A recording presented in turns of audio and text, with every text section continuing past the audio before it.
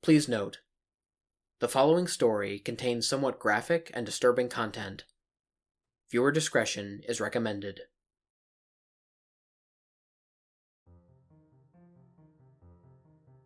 The following story is told in the point of view of a female. It wasn't the pot of gold or the luck charm that intrigued me the most about the visit from that strange little man the other day. It was the way he looked so familiar to me. His eyes looked somewhat like my father's unworldly green eyes, and his lips a tad bit like my mom's. Like all of us in the family, he was short and had a lot of red hair. The puffs of curls under his black hat made it sit about an inch too tall, and his bushy eyebrows, something of my father's that annoyed him the most, must have bothered the short man's eyesight terribly. His nose reminded me of my Uncle Doyle's nose, big, fat, and full of tiny red spider veins, like he had been drinking whiskey for most of his life. Not to mention those round red cheeks, just like my Aunt Erin's. There wasn't a day that went by when she wasn't teased about those rosy knots. I swear, this little guy was a relative straight from Ireland, but I didn't know any of my Irish relatives. In fact, we are so far removed from any European ancestry that we don't even speak any of the languages, except for English, Americanized English. We've been here over 200 years, and some parts of the family maybe even 400 years, not including the lines of Cherokee we're supposed to have in our bloodline. Yet, all the same, it didn't matter what I knew or what I didn't. He came into the house wondering where I had stashed his grandfather's locket, and I didn't have a clue about what he was talking about. "Ye have me grandfather's locket in ye pocket, fair lady," he said, looking me up and down like I was a bottle of old whiskey. "I don't own a locket, and I haven't the slightest clue who your grandfather is."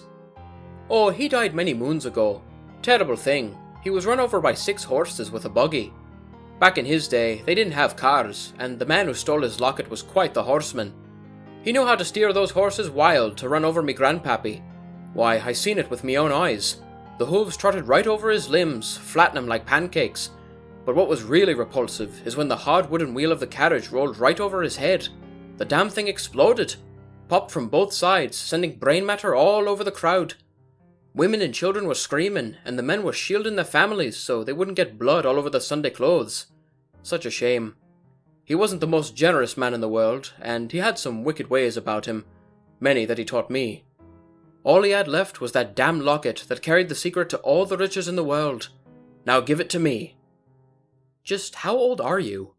I figured I'd ask and entertain the drunk. Obviously, he wasn't even over 50, and was probably really good at telling tall tales to steal from people. "Trying to change the subject now, are we?" He puffed up his chest as best he could, probably trying to impress me. "I'm 450 years old in human years," he said, as he eyed the gold chain with a small key amulet hanging from my neck that my grandfather had given to me when I was 12. "You're 450 years old, Look, I don't have your grandfather's locket, and I sure as hell don't believe you're 450 years old. Now get out of my house before I call the police." He scoffed at me before turning toward the door. "I want me gold, lady. It's mine, and you will give it to me, or else." Before he could utter another word, I pushed him out the door, with the heavy wooden door slamming behind him. As the door slammed shut, I felt my fingers tingle. Shaking them off, as I would if my arm fell asleep, a strange golden mist appeared before me. I moved my fingers around in the air, watching the hypnotic glow form a trail before my eyes. It floated up the stairs and into my bedroom. As I followed, I felt the room moving around me as my steps grew heavy. Pinching myself for not wearing any trace of green on St. Patrick's Day and trying to up the pace, I laughed like a drunken sailor. The golden glow halted at my closet door. When I opened the door, it swirled around in front of the attic door in the ceiling. I pulled the latch, and the old wooden stairs lowered to the floor.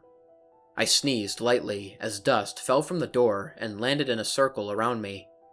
The gold seemed to be protecting me from the tiny falling granules of dirt and decay as I climbed the stairs into the attic. No one had been in this room since right after my grandpa died. He gave me the house since I was his only living relative, and after spending hours sorting through the old farm clothes of jeans and wool shirts, I figured there was nothing that I wanted to keep or wear. I put it all away to sort through for a rainy day and sell or donate to another potato farmer who would make use of it all. After opening the window overlooking the fields to air out the room, I began rummaging through all of the old piles of clothes and boots. Honestly, I don't think the man ever washed his clothes. It looked like he just bought new clothes a week after wearing the old ones and left them up here to rot. The boots were another story. He had tons of boots, and all different sizes too. Some with brass buckles and others just straight leather. Even stranger, they were all different sizes. Perhaps he had been saving them since he was a child? When I realized I was just making pile after pile tossing clothes and shoes around, I began tossing everything out the window. As the room grew cleaner, the gold haze glowed brighter, until right there, out from under a pile of old jeans, was a little brown box. I picked up the tiny box and examined it, then clutched the key hanging from the gold chain on my neck, the key my grandfather left me. I always thought it was just a pretty trinket because it was so small.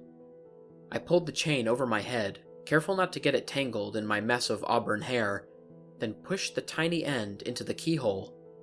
When the box popped open, the lid bounced back so hard the locket inside flew out with a start and into my mouth. No sooner could I cough the little ornate piece of gold jewelry out before I accidentally swallowed it down into my belly. It was small enough to not cause a problem, I suppose. I could try to throw it up, but I was afraid I would only hurt myself, so I let it sit. That night, I felt weird. It wasn't sick to the stomach weird, or I accidentally swallowed a key weird. It was different than anything I had ever known. The magic that happened during the day was real, yet it felt unreal. Unearthly is perhaps a better word. I thought about the little man and what he said about his age. He was tiny, and he wasn't small enough to be a... Nah, it couldn't be. That's absurd. We are almost 100% born and bred Irish, with the exception of that sliver of Italian one of my naughty grandmothers met in a bar one cold night, which is probably where I get my olive complexion from, while the rest of my family is as white as a fitted sheet. Most of the women in my family are short, well-endowed, and very fair-skinned, with beautiful red hair. I was the oddball with olive skin and auburn hair, but with deep green eyes. And yes, I'm still short by most standards. But as short as a leprechaun? I ignored the sleep I needed and ran down to my grandfather's library of books I kept on the old bookshelf. I really didn't have the heart to get rid of all of his stuff, and most of it was handed down for generations. It was probably worth a small fortune, so I kept it, including his old farming and medical books. He was rarely one for fiction, except for one book about fairies and folklore. I never questioned the existence of it, until now. I pulled the heavy book off the shelf and began studying its cover. It remained surprisingly clean, despite the fact that no one has touched it in over 20 years. The binding felt like leather and seemed warm to the touch. A little sickened by its feel, I opened the cover and began thumbing through the pages until I found the word... Well, goodness, I can't even begin to know how to pronounce it, because no one taught me anything about our ancestors, really. But it looked enough like leprechaun to me. So I started looking through the pages, and as I did, the old Celtic prose began to form words of English, right in front of my very eyes. I watched as they began sentences and paragraphs of something I could actually understand. There were hand-drawn pictures of short little people with fluffy hair and shoes with brass-looking buckles. There were fairies with wings riding unicorns, and others dancing in the air. The trees looked to be alive, with faces, and laughed along with the rest of the group. As I stared more at the page, it began to move with life. Giggles from the Fae filled the room, and the small, squeaky bellow of a belly laugh erupted from the short, red-headed man holding a golden locket. I didn't get a hard glimpse of the jewelry I now wore in my stomach, but it looked a lot like what zoomed past my face. Hey! My voice trembled as I peered into the book, trying to get their attention. With glaring eyes, their heads turned instantly in my direction. One fairy spat at me. The tiny droplets hit the top of my hand, and it burned. Another screamed, and another cried. Their laughter and fun ended as they scattered in all directions, hiding inside the trees, who took them in willingly. I won't hurt you. I ran my finger down the page. It rippled with an intense, dark feeling that swarmed all around me. The tallest fairy came out of the tree and stared at me for a moment. "What do you want?" she asked, in a language I was not familiar with, yet I could understand every word. "Believe me, I'm as shocked as you are to find this book here, but I have a man after me, and as weird as this conversation is, I think you can help me." "What man?" the woman asked, motioning for her companions to come out from hiding. As the little people in the book drifted out from the trees, they all sat together in a group holding hands, and listened with such intent that I thought the pages became a picture again. "A cruel man. I think he killed my grandfather for a trinket my grandfather had hidden, a tiny golden locket that I accidentally swallowed." The pages of the book filled with laughter from the tiny voices, and as I shook my head and continued, they quieted down again.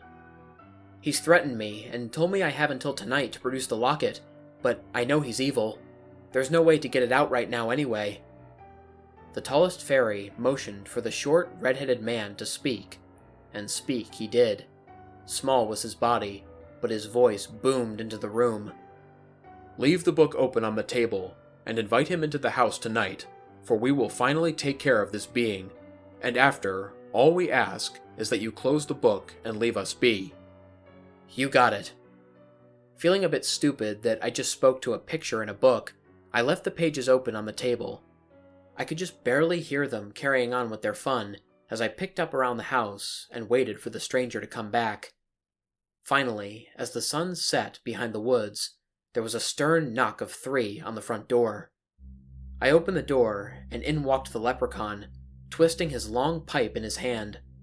He was now dressed all in green and sported a little black hat with a green band and a gold buckle. While his clothes were quite beautiful, he was not. He was no longer the happy young fellow who appeared before me earlier in the afternoon. This man had brown, weathered skin and pointed ears like a Vulcan. His nose was long, but curled under itself, and his lips were dry and thin. His bloodshot eyes glowed yellowish green, and I could feel them penetrating my soul. He held out one small hand, with crooked, curled fingers and long, sharp fingernails. "Give the locket, now!" he demanded, without a hello. "I don't know what you're talking about," I spat at him. But then I remembered what the leprechaun in the book had said, and softened my voice. "Maybe I can go find it for you, if you just wait here." "Colleen, you don't fool me. I can feel the locket. It's inside of you." My belly began to burn as his hands turned circles in front of me. I looked down at where the pain stabbed my gut, and I could see the pattern of the small locket underneath my skin and feel it pressing to get out of my body. It burned like nothing I had ever felt before. I dropped to my knees, unable to withstand the pain, and cried. "Make it stop!" I whimpered. "Too late," he giggled and continued to move his hands around in circles. "The gold will be mine." The sound of a harp filled the room, and the people from the pages of the book came to life. The pain grew in my belly as 2 of the fairies pushed the leprechaun down to the ground and continued to chant his spell. They held him there until the tallest fae stepped into view from inside of the tree. She walked over to him, standing above his body, then began to hum the most beautiful song I had ever heard. Its magic consumed my thoughts, and the pain was gone.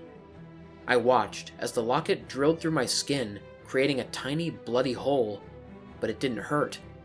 She grabbed the locket from the air and then pushed it down upon the leprechaun's forehead. He screamed as his skin began to melt from his body in big pools of pink goo all around him. The blood and muscles dissolved quickly with the stench of death and erosion. His eyeballs popped out of their sockets and hung to the side of his rotting skull, yet still attached by the bloody optic nerve and some muscle, as he still continued to look around the room in pain. While snapping his jaw, seemingly trying to speak, the fairy put her heel upon his forehead. "Your time has come to an end, finally. There will be no more pots of gold fairy tales or stealing the wealth of the poor or rich. You will now become one with the earth, evil one." And with that, she stomped on his skull with a crunch, sending brain matter all over the living room floor.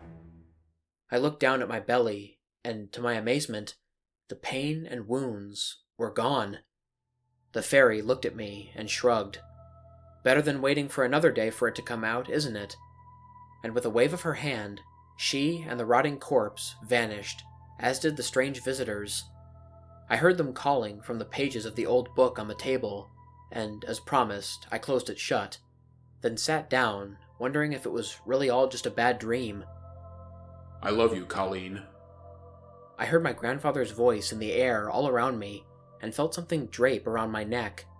It was the necklace with the key trinket he gave me so long ago. I grasped it, and felt the magic flow through me as I put the book back on the shelf, and embraced who I really was, after all.